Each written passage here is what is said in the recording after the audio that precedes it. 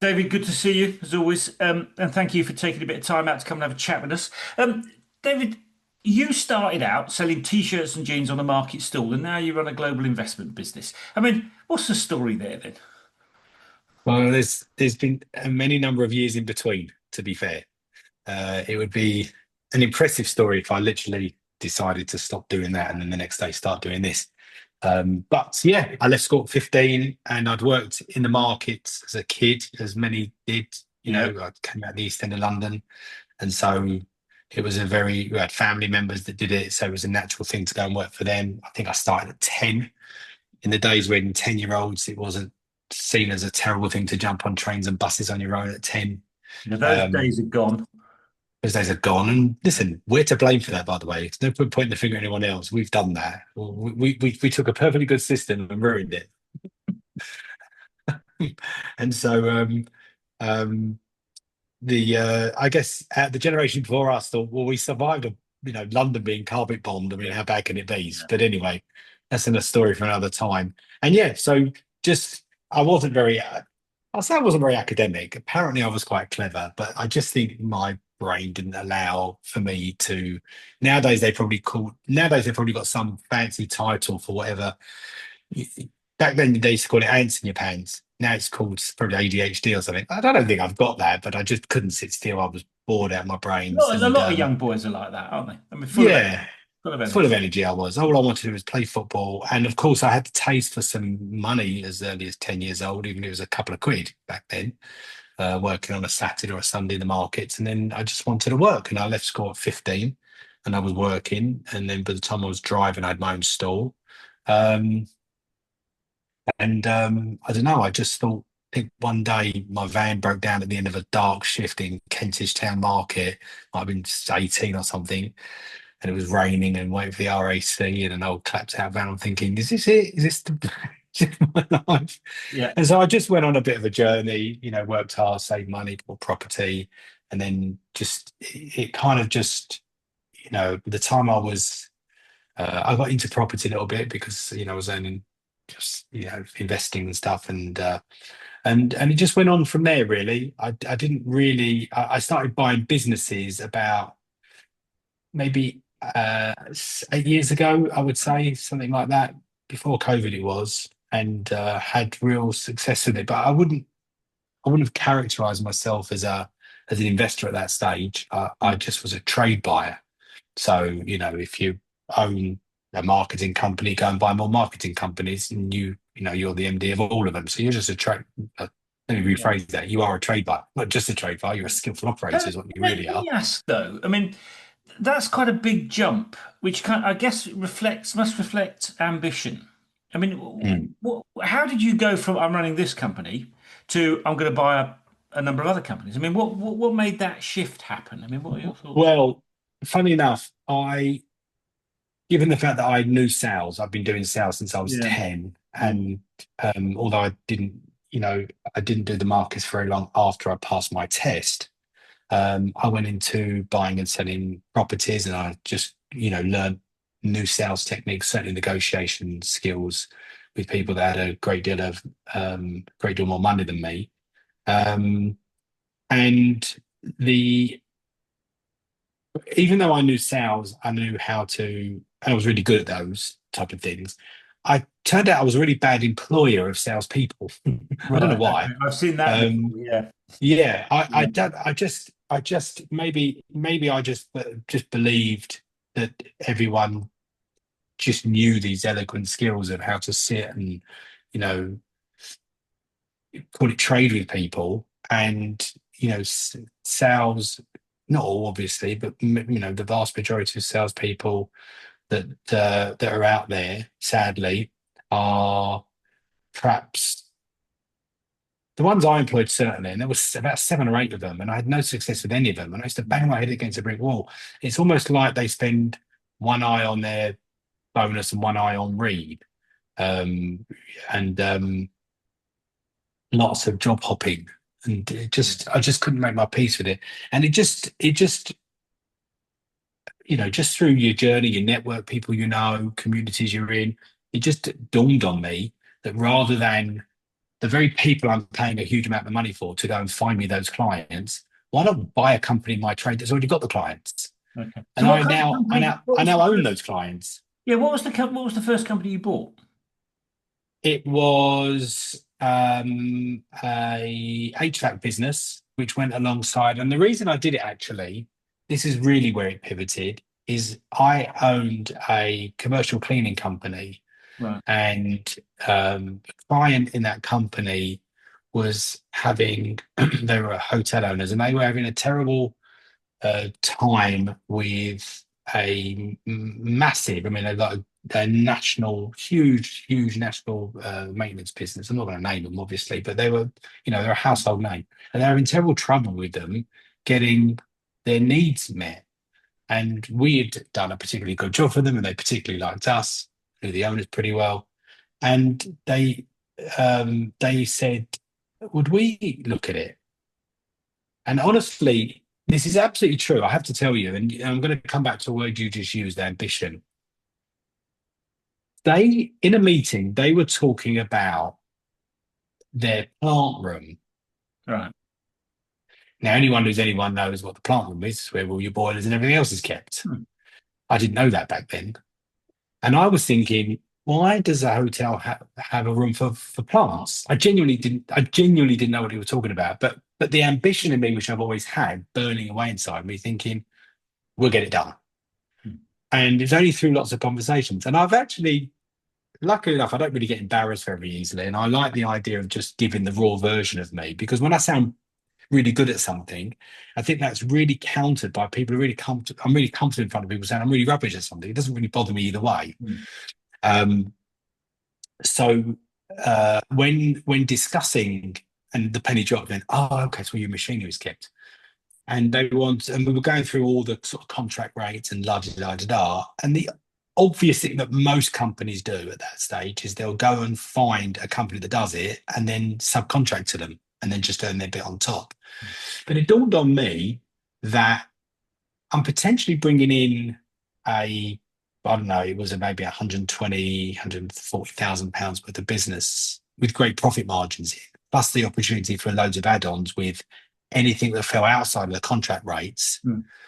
So that could have gone up to 200,000. I just, it was immeasurable, to be honest with you. But why don't I just go and find a company that already does it, buy it, and look what Yeah. I'm adding to it. Yeah. So I did. I think I found five or six. Accountant was brilliant, helping me just wade through them. I'd not done it before. And we found a really cool company. Guy wanted to retire, and we made it happen. And it was, yeah, we doubled that company, not just with that work, with other stuff. Because what we did is we went to our clients and said, we now own this business. Who do you use? Is the service good? If not, give us a try. And we literally doubled it in a year. And I think it went up another 40 or 50% in the second year. So it was a super successful process. And then what dawned on me with the success of that was that company was subcontracting out a load of electrical work because they weren't NIC registered. So I thought, let's go and do it again. And we did. And actually, the electrical company in 18 months, we grew sixfold. Well. And now what we're doing is we can cross pollinate who needs cleaning, who needs mechanical to the electrical, and we just go around on the different CRMs and the database that we've got. Because you do have to work hard on that goodwill. It's not like, it's a new relationship, right? It's a bit like me having a good relationship with you, and now I meet your brother or something, or your wife. Do you know what I mean? You kind of go, Yeah. well, you don't inherit it, you have to work at it. Yeah. So, but there is some goodwill Passover because you're being introduced by the former owners as retiring. So there is a little bit of that, but then you have to really live up to what they've been used to, receiving, if you like. Because most of these SMEs, customers have been with them for years because they're just used to them. And so you have to really work hard. But if you're skillful in understanding that kind of relationship handover, so to speak, which is a skill and it takes some work. But if you master that, yeah, so that's how we kind of grew, and we just bought some others after that. And did you, I mean, let me just carry on talking about that for a second. And did you need to raise money to buy those companies, or did On you buy some of that them, revenue? yeah, on some of them we did. Some of them we were really strategic. There's a whole host of ways to do it. Mm. And the only way really to figure that out is to really get to know the Exeter, the seller's needs. Mm. And so um, that's vital in this process. Really, um, each of them will be unique. Yeah. Um, and so just really establishing who you are, what your credibility is, what you've done, what your intentions are, but most importantly, throughout that relationship building or rapport building is really diving in and understanding um, what what their needs are, And which has why been is that? Why is that so important? I mean, what is it about understanding the seller that is so important to the buying process? I mean, just explain that for people. so. First of all, everything's a negotiation, Mm. and so when negotiating, you do give yourself a degree of leverage once you have a deep understanding of what the seller needs are.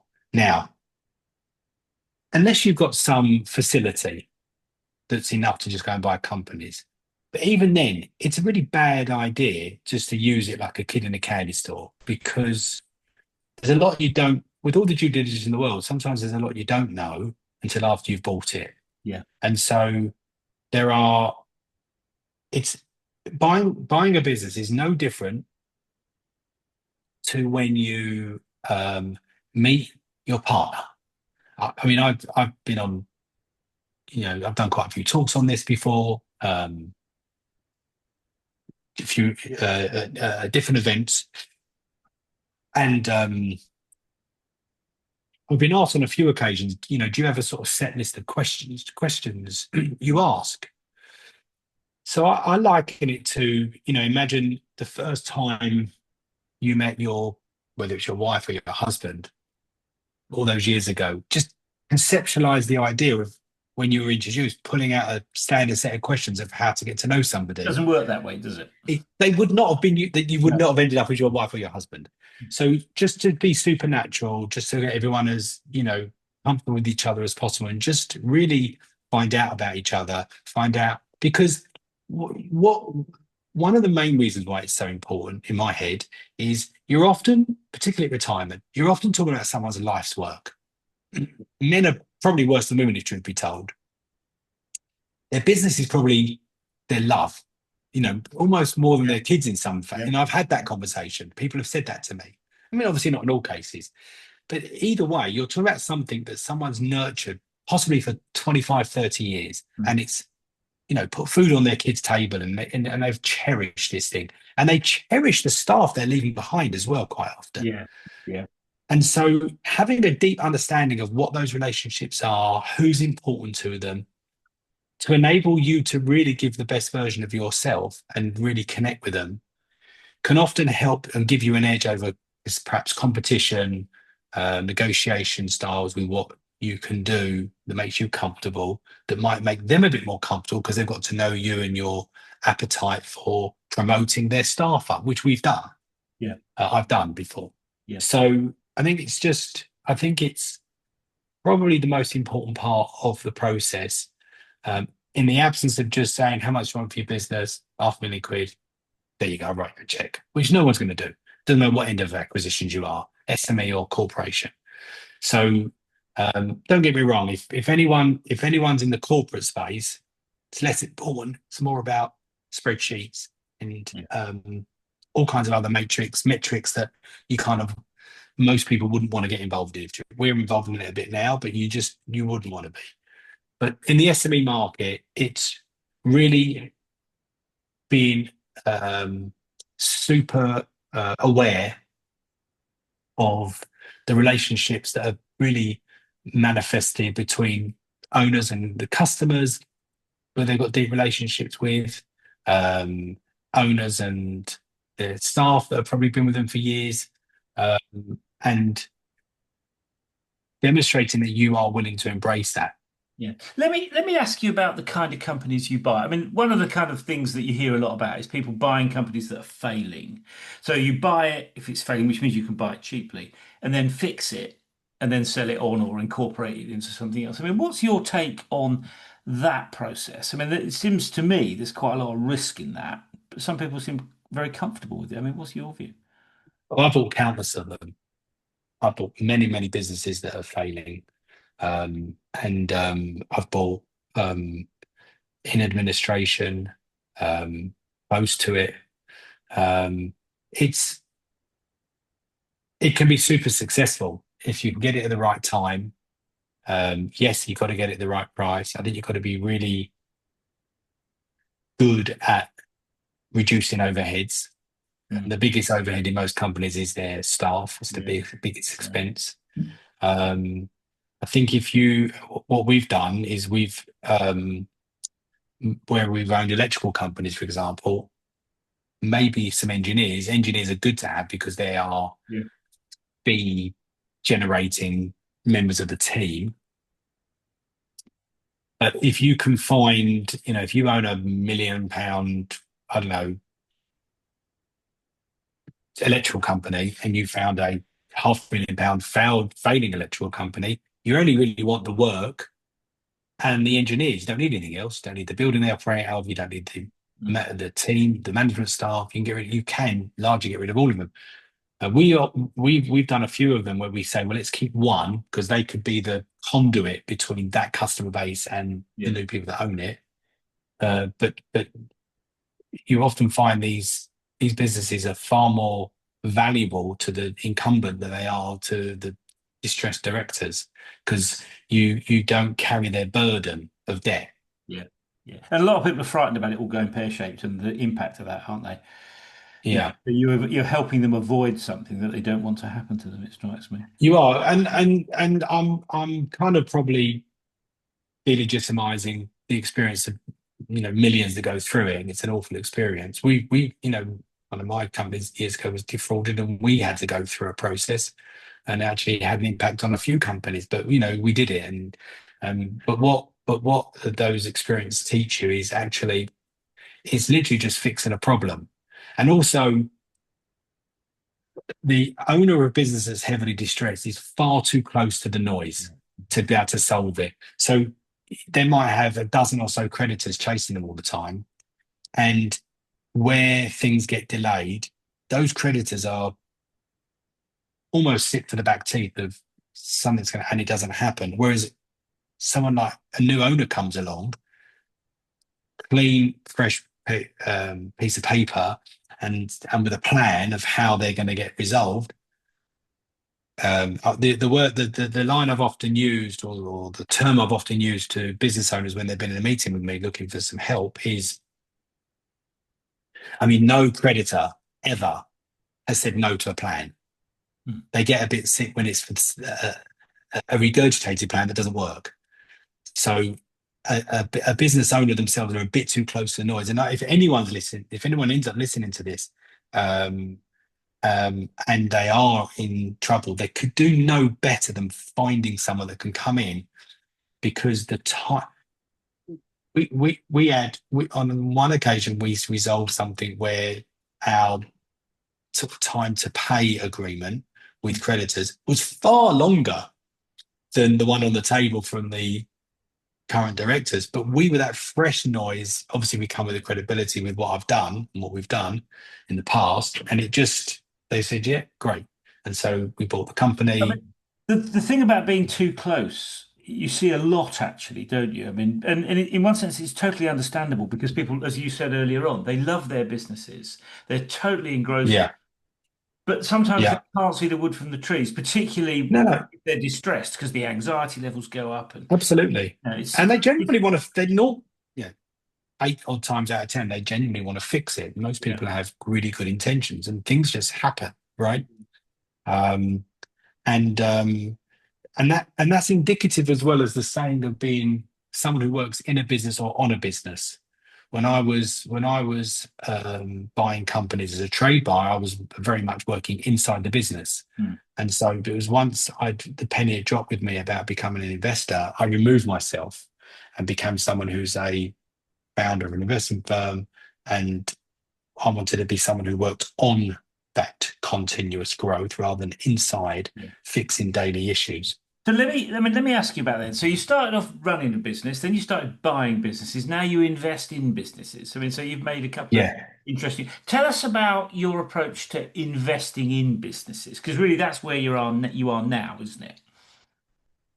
Well, it's where I use that saying, I'm the least likely founder of a global investment firm because I used to sell t-shirts in the markets.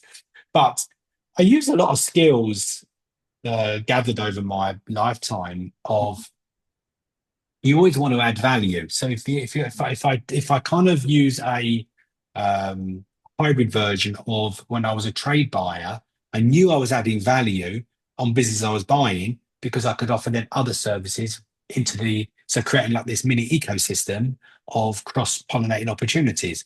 So it just dawned on me, well, don't just be an investor, a passive investor in companies because yeah, whatever the returns that angel investors expect or the likes thought, well, why don't we solidify our investment? So a dollar from a angel investor or VC or private equity, can we make it feel like they're getting $10 from us by virtue of the added value we can bring? And so we limit what we look at to only things we can add value to beyond capital. So whether we've got market access for them, so if they're primed for an acquisition journey, well, we know that journey because I've done it countless times. So that's strategic value that they don't know what to do, so we can do it. As long as we can demonstrate through meeting owners, understanding their business, understanding their product, understanding what they're trying to achieve, et cetera, et cetera, et cetera, and then we can sort of say, well, we can do that bit, and can demonstrate we've done it. So capital's capital. Very, very difficult to get capital. The stats for achieving capital Mm. beyond mortgage, car, etc. Even sort of, commercial bank loans, but institutional money is almost. I mean, the stats are staggering actually. Mm. So we are able to do that, but what we always must demonstrate is can we add value beyond capital? So we literally have three golden rules, which we repeat to our blue in the face is can we add value? Do we like the business? Mm. Can we add value? Do we like who we could be working with? Because now we're not just passive invest. We don't, if you're a passive investor, the owners can be whatever. Who cares? Because we're just we wait for our dividends and let them compound and whatever. But actually, because we're now working closely with them and integrating them into our market and our ecosystem, we need to know that we're going to get on with them. So So let that's me the let three me ask you golden about rules. let me ask you about the first golden rule, which you said, do we like the business? I mean, what sort of businesses do you like? Things we can add value to. Things we can understand, as Warren Buffett says, don't get involved in something you don't understand. So things that we certainly understand, um, and things that we think we can add value to. So So give us an I example. don't. Give us an example. So we're involved in a fabulous heating cooling innovation. There's been 15 years in R&D. It's now market ready. We were competing against some really big hitters to be first investor in it. Super successful, amazing entrepreneur that funded this tech growth. And somehow, my partners think, did I get him drunk to convince him to go with us rather than some of the real big players that are after him? But he went with us, and we believed that we could get his technology into different countries. Mm. We have relationship with different ambassadors, um, different government officials, um, different groups in different regions around the world, and so now we're opening up market access, beyond what he could do himself. But to his point, none of us are getting younger. He wants this done and dusted, and him entered, and he just wanted that strategic partner, which was to him as important. So go back to what I said earlier, as important as capital was the strategic partnership, and he was advised by some, two of the biggest consultancy firms in the world, really, that he had brought in to help him professionalize him beyond R&D. And they both said the same. You need a good, strong strategic partner. And that's what the journey he went on. We were able to demonstrate that could be us. Yeah. Yeah. And let me ask you about the final one of the golden rules, which is about buying businesses where you like the people. I mean, again, Mm. what sort of people do you like? Well, just just from a very personal level, I'm not really a fan of people with big egos, and I like I like people that can demonstrate that their team is, the most important thing in the world to them, Mm, and that shows humility. So I like people that can just. I don't want to say the word humility, but the more you talk to someone, you just get people that are very humble, very kind to their team, mm, and perhaps that's just inherently in me that I just really like. I warm to people mm, that are like that. Um, that doesn't have to say anything about their ambitions, um, their skill set, no. But most people that get to know me and work with my company, I'm always saying, and I'm proud to say, I like to be the least most important person mm, in the group. I like that. Um, but when there was a deal we were virtually close to signing, I think last year. It might have been 2023, and I can't remember. It might have been early last year with a pretty exciting cybersecurity company in the US. And I learned a really valuable lesson, but made a pretty, fundamental error where we'd met three of the board, right. and everyone was into the deal we were doing. And we were, we said, there's another call we got to meet. We got to meet the CTO. And I didn't even know that we hadn't had that meeting because I don't go to all the meetings. So we went to this meeting. I think it was 7 or 8 of us. It was myself and 3 or 4 of our guys, and those guys all in a meeting.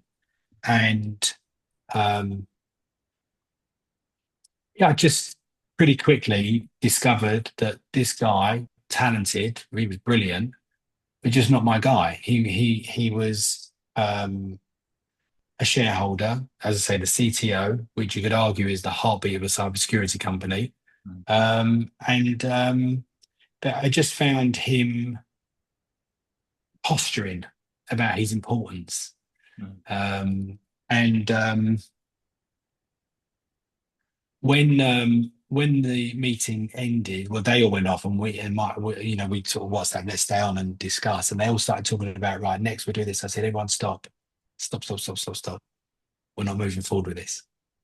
What are you talking about? Deal's virtually done. We're not doing it. We're not doing it.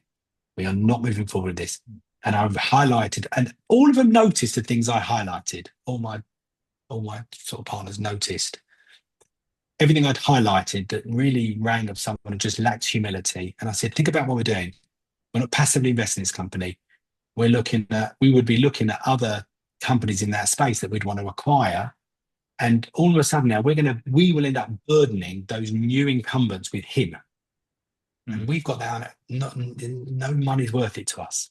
Our reputation, our efforts. Very quickly, all of you will be saying, "Oh God, I got that call with so and so again. It gets on my nerves," and you'll be coming to me to fix it. By the way, Yeah. so we walked away from it. So it's just super important that you create a real, I think, kinship with people you're going to sit on a board with and develop with. Yeah. I mean, let me ask you, I mean, about the kind of involvement piece. I mean, you've talked a lot about not being passive, so being active. I mean, Yeah. to what extent, I mean, just give us a flavour of what you mean by being actively involved. I mean, is it that you attend board meetings and you meet with, or is it that you actually go and do stuff with the companies? I mean, just give us a flavour of what you mean by active. Yeah. So there's quite a few people in the team now, and um, there'll be someone, say, from the senior and great team that'll be sitting on the board. There'll be someone who's like uh, uh, acts as a portfolio partner. So they might go to a weekly meeting and just get a hand on everything that's going on, so they know what they need. Um, report be a conduit between what they need, report back to them, report back to the other partners in our weekly meetings and check-ins.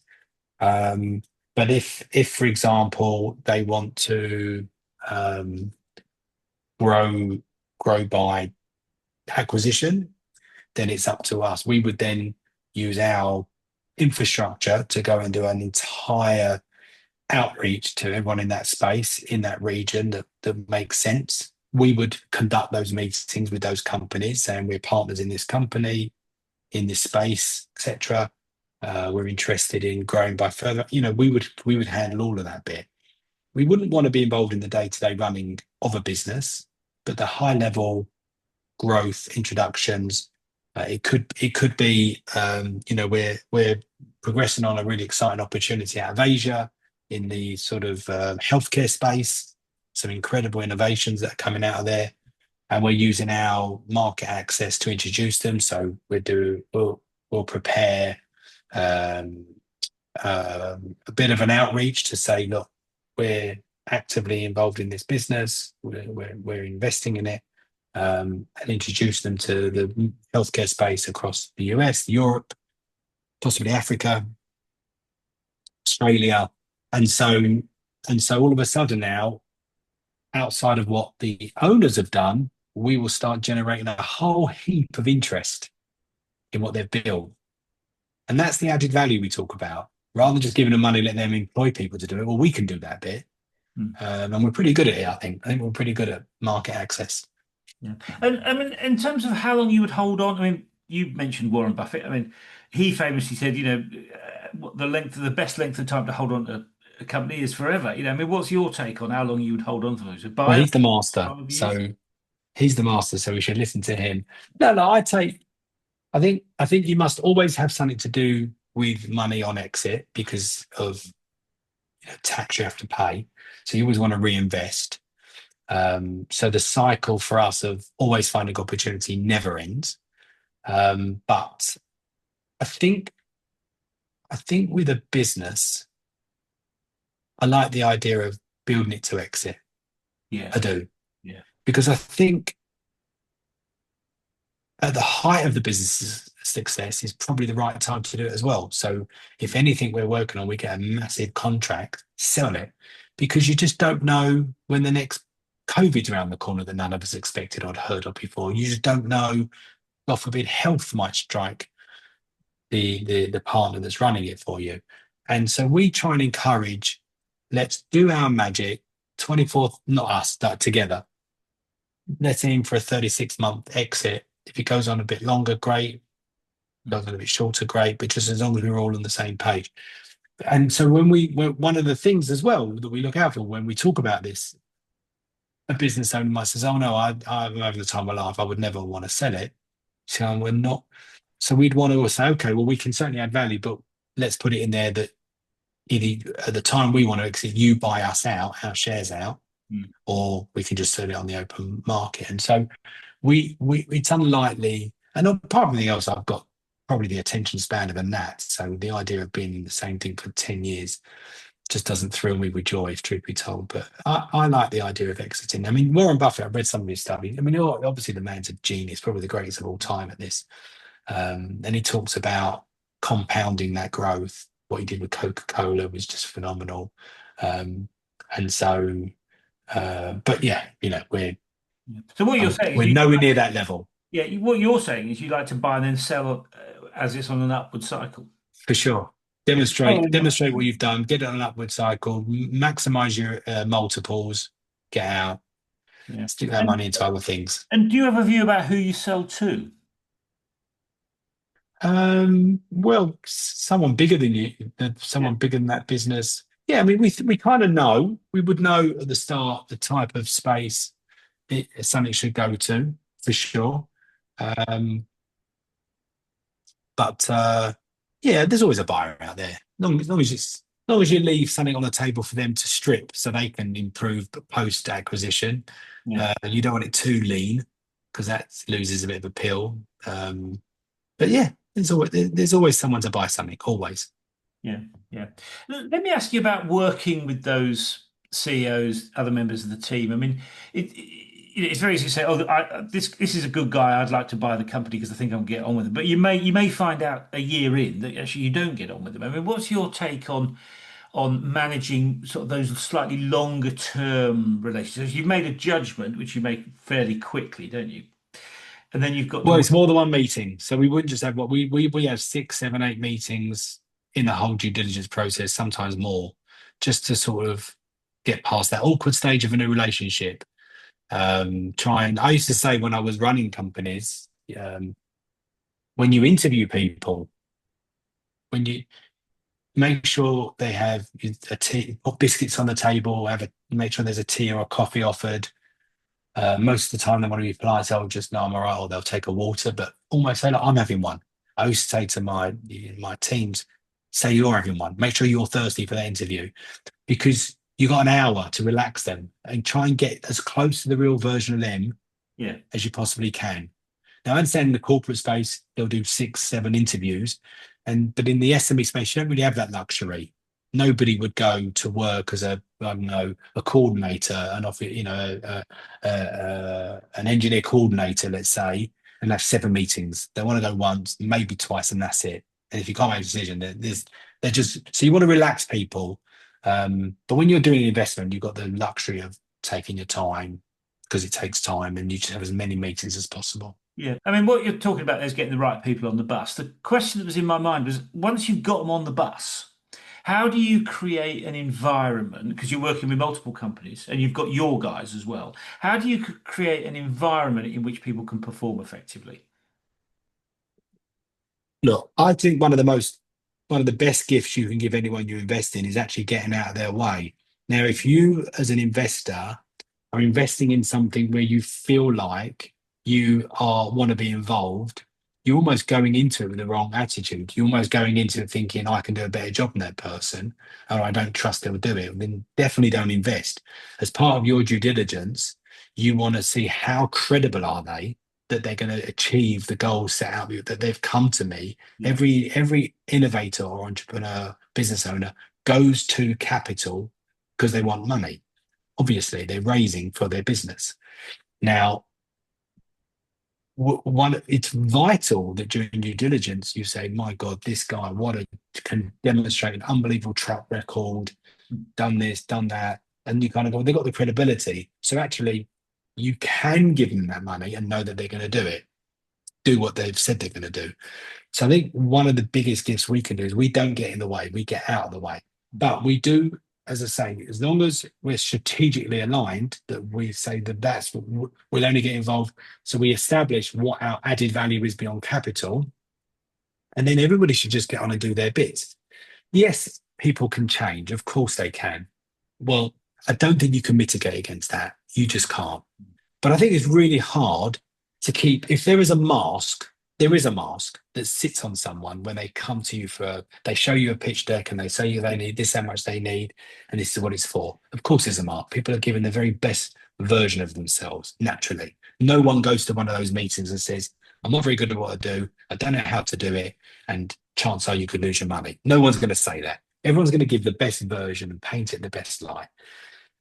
Fine.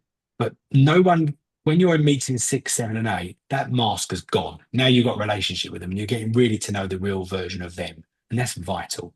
So once you get to know them, you've drawn on all the previous meetings, all your due diligence, you have to make an informed decision. And if you get it wrong and they've changed, just own it. You know, as we're all big boys and girls here, you just have to own it. It's not quite working. In your agreements, you must have the ability to sell, exit. So give me notes. I want to sell my shares. You can get first refusal.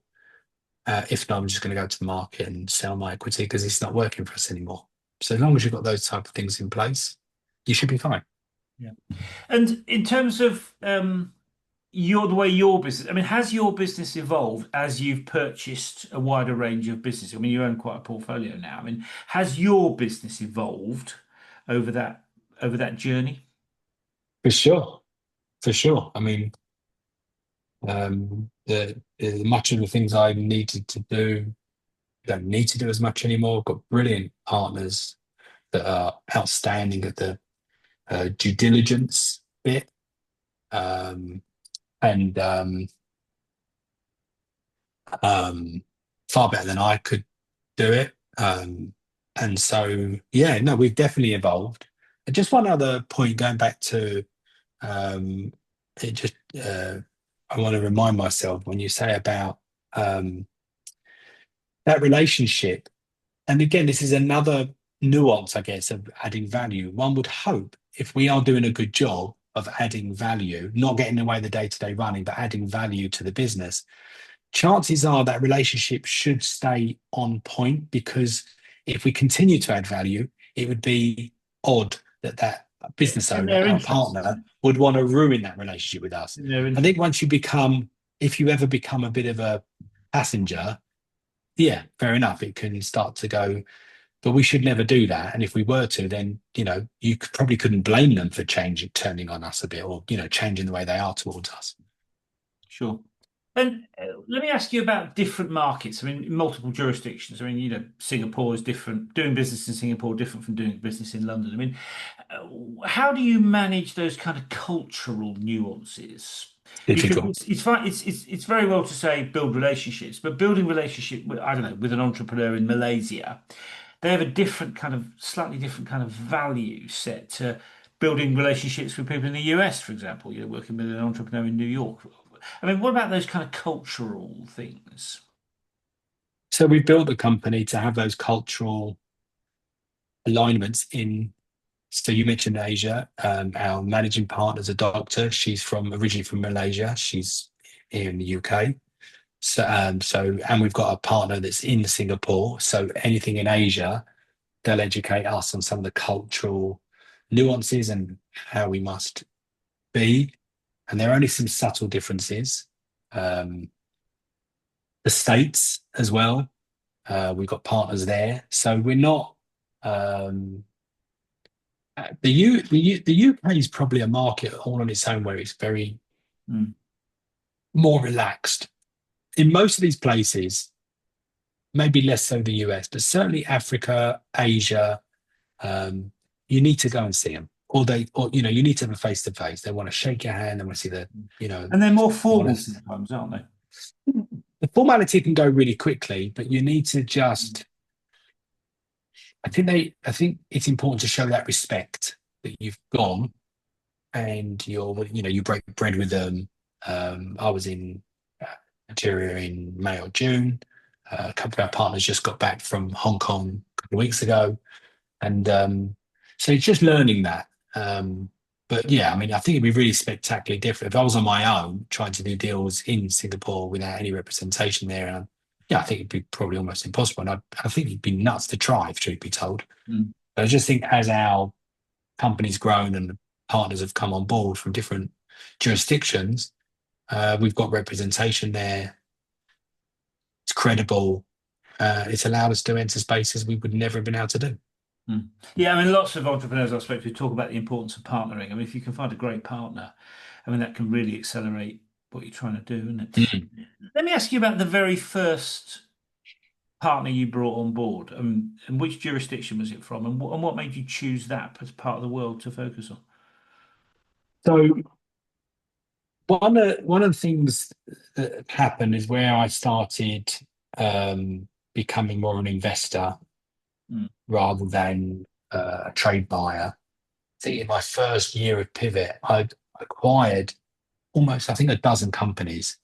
Now, four or five of them, fun enough, were into the facilities group that I'm a partner in, right. um, and others were just in other spaces. And so I just think I attracted some attention from other entrepreneurs that wanted to do Right. this. And so I was approached, especially as I was doing talks about it as well. I was invited to do Right. some talks. I was in um, New York last year talking at an event. And so it just attracted attention, which is, great. And I was humbled by it. And so people came on board. I wouldn't say got everyone that approached me, but people came on board demonstrating some ambition, some skill and what they were trying to do and asked would I be, if you like, add some credibility to what they're trying to do. let's say that. I got my investment firm. I could demonstrate on the stuff I've done. They were perhaps lacking. They had all the skills, all the ambition, Mm. and just maybe lack that, if you like, that pretty little thing that sits behind that goes of, Yeah. yeah, we've done it before. And so that's how it started. And it grew and grew and grew. My The actual partner of my firm, she's our CEO. Um, there were probably 16 or 17 people at that time. You call them associate partners in the Echo community. And she drove quite a long way to hear me talk at an event. Um, and afterwards, sort of, we were all having a glass of wine. She was chatting to me, and I mean, she's super talented. Um, but she said to me, she said, I've seen you speak. I know I've seen what you're doing, and she said to me, I'm going to be your partner. I'm going to be your actual partner. Right. Um, and I remember telling her husband this story. I said, you know something, I was terrified and aroused in equal measures. He said, "Oh, that's my life with her. She's so talented. She's actually a qualified dentist and an entrepreneur, and she just had this vision of what she wanted to do as becoming not just an associate partner, becoming the partner in the firm." And I said to her, "No, but I love ambitious people. Mm. You take the time to find out if you want them as part of you, because you as an Yeah. actual partner." And I said to her, "Great, music's my ears." And yeah, within 3 or 4 months of her coming on board and doing what she ended up being CEO. She's a partner of, Topco, if you like. And yeah, we've kind of just gone from strength to strength. I mean, It's like anything else. You've just got to take your time to get to know people. And we've got rid of people out of the community as well as people who've yeah. been with us some time. And that's like, Yeah, yeah. I mean, it's interesting though, isn't it? When you bring the right people on board, it really helps you make progress. If you can get that right, it's really powerful. Let me ask you about the journey that you've been on a little bit. I mean, when you look back on that journey, I mean, what if you were to start all over? What would you do differently if you were doing it again? um, that's a great question. It's a great, great question. Um, I don't know really because I've I've largely enjoyed. I think the journey I've been on, which has been quite mixed in different spaces, has kind of really helped me become, I guess, the operator I am today. I'm really proud of the fact that, I mean, the company that we're talking to out of Asia, the innovators, the doctors, large investors themselves, insanely talented, done many IPOs, Mm. and they're politely but crossing swords with me. And I say little old me uses zero G's and t-shirts in the markets. And I just don't think I'd have been able to have done that without going through all the different things that I've gone through and learned and the highs, the lows. There's been many of both. Um, so I don't know. It's a great question. And I what, don't what know. I mean, you've obviously been successful. What would you attribute your success to? I mean, Ambition, simply about getting to know people, ambition and hard work. ambition and hard work. Yeah. There, I had this debate years ago with somebody who said they wanted skill first, ambition second. And I said, never, Mm. ever, ever. Ambition first, skill second, because I think skills can be taught Yeah. And ambition drives skill development, doesn't it? I mean, you want to figure out how to 100%. do something, so that's how you The acquire. most important thing Yeah. is so when someone says to me, I want your job, I think, whoa, I want you then. Yeah. You must have ambition. And if you can match that ambition with hard work, so ambition and humility. There you go. They're the two things overriding anything that I think, would make someone insanely successful. Um, yeah, And they're of the the two. thing, and of the things that you've achieved, which are the ones that you're most proud? What's the thing that you're most proud of? This, I think my investment firm, because I'm the least likely founder of an investment firm, a global investment firm, and I'll take that story with me wherever I go. I have absolutely no right to be the founder of what I've founded, none. And I mean that not to denigrate myself at all. I just it's a ridiculous story. And when I sometimes go into meetings with capital, so wealth or fund managers, in fact, I was in a meeting in the 4 or 5 months ago with Bain and Co in London, Yeah. and we this everyone were around the table talking about their incredible journeys through Oxford and wherever, um, and I was last to, around the table to introduce, and I said I used to sell jeans and t-shirts in the markets, and the smile that went across everyone's face. Then some of them boys said, "What? Tell me more." And I said, honestly, I should no way should I be the founding partner of a company like this. But this is just an idea in my head that I could do my trade buying on a bigger level, and just And give it it a worked go. out. And I guess And it's it very worked. enjoyable. By It's the so enjoyable living your best life, yeah. and and it's enjoyable for sure. And yeah, I just think this feels like the pinnacle of all of it, really. Yeah. Let me ask you, you mentioned that you've made a lot of mistakes. I mean, which was the one that hurt the most? Well, after um, acquiring a couple of companies, I so the biggest mistake I think anyone should do is a startup. Now, I know that's going to sting to a lot of people because Yeah. people do startups all the time. I think outside of innovation, when you're building something new, but if you wanted to own a florist, don't start a florist. Go and buy a florist. Mm. Go and find someone who owns a florist that they might be a bit tired, they've had enough, they want to retire. Go and buy one. Find a way, right? And be really honest about it and say you've never done this before, Mm. but you think it's going to be far easier to be successful to to grow something that's already established rather than starting from scratch, getting a new customer base. It's less risky. And so I made a big mistake doing a startup whilst I was doing acquisitions, and it hurt bad. It cost us a fortune. So yes, innovators, anyone that's listening to this is an innovator. Please keep innovating. The world needs you. Sadly, globally, as low as only about 3% of innovators ever achieve capital. Yeah.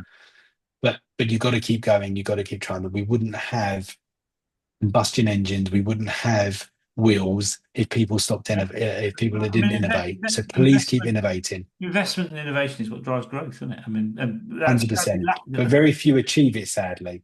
yeah, yeah. But Let me but for the rest of you business owners or entrepreneurs, honestly, it's a mistake that I wouldn't say don't make, because I think this idea of not making mistakes is a good idea. I think making mistakes, I've always called it the cheapest college you can ever have. Make a mistake, yeah, learn from it. Mark Zuckerberg was once asked on a rare interview by someone, tell us about your Facebook mistakes so we can avoid them. And he answered, why would you want to avoid mistakes? It's what's made us the giant we are. yeah, So make those mistakes and learn from them. And famously, Mark Zuckerberg also said in that interview, 10 years running, for the first 10 years of Facebook, they were close to collapse year in, year out. yeah. So, and think about that. So, but certainly I would always suggest, if you want to do a business, if you want to have start an MOT center, go and buy an MOT center. Go and buy that business. Buy rather than Um, start. I get that. Definitely. In what way has your journey changed you? Are you a different kind of person as a CEO now to where you were years ago? Well, I don't think so. And the reason I don't think so, speaking like as I think how others see me, is often my partners might say, "Oh, we've had a meeting with someone, and they've said to them, oh, is David, is he really like this?" And they say, he's always the same, never changes. What you see is what you get." And we genuinely go into an opportunity with no ego, which is quite rare for people that, Mm. as investors know they hold obviously A lot of that it. purse string. Yeah. and they hold all the cards. And I hate that. So that's why we say we know what you need. We're focused on can we add value beyond that capital, and we want to then see if we can create that kinship and partnership beyond capital. And if we can, then we look to see, well, can we do the capital and do we have the appetite for that? So I don't think so. You'd have to ask my wife, really. She'd be the best judge of that. Maybe I will. And what about, I mean, just what's the best bit of advice you've been offered? I mean, presumably you've had lots of advice over the years. I mean, what's the best? Yeah, buy co- buy companies. Don't start companies. So said to me a number of years ago. Um, um, I think if you want to be really, I go back to some of the things I learned years ago. Um, just no matter what situation you're in, just treat everyone as you want to be treated. I don't think you can get better advice than that in life. Hmm. And I think if you can take that into a meeting, into with business owners, um, just how would you want to be if you were looking for capital? How would you want to be treated? Um, I think every one of us, we just want to be accepted. So whether you're the person who holds the cards or someone who needs one of the cards, they just want to be accepted. And so I think it's our pleasure to go out of our way to ensure that they are super comfortable with us because we only want to see if we can add value. That's all we want to do. David, thank you for sharing that. I mean, it's a really what you've described is a really powerful thing. I mean, people think about business, as quite an aggressive place, a competitive place, and what you've described is a philosophy that's about really finding ways to work with people in productive ways. And it seems to me that's what a lot of people just don't understand about business because that's how business works, really. Or if you don't have that, it doesn't really work. So it seems But to generally me, speaking, people don't do business with products; they do business with yeah, people. yeah. And so I think I understand self-serving.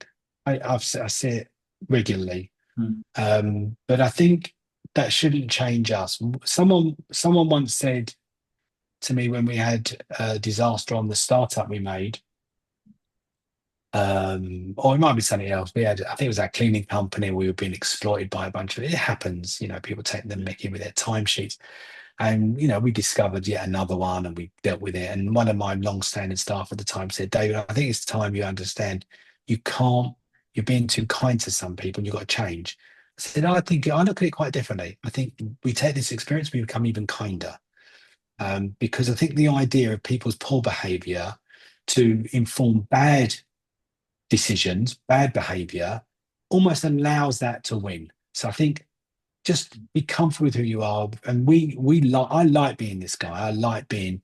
That doesn't mean we investing everywhere. It doesn't mean I can't be tough. I was told off recently in negotiations I'm too tough, and I responded by saying I don't know that anyone you're negotiating with would really respect you if they brought you in as their partner. If you weren't tough, Yeah. because in the back of my mind, I'd be thinking, well, that was really easy. Are you going to now you're representing my company out in the market? Are you going to be as easy with them? So I think we owe it to them to be the best version of ourselves. And I'm a really tough negotiator, but I think it's served us well. Yeah.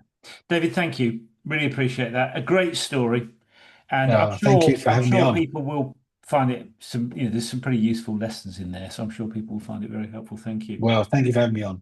All right, see you soon. Cheers. Take care. Bye bye.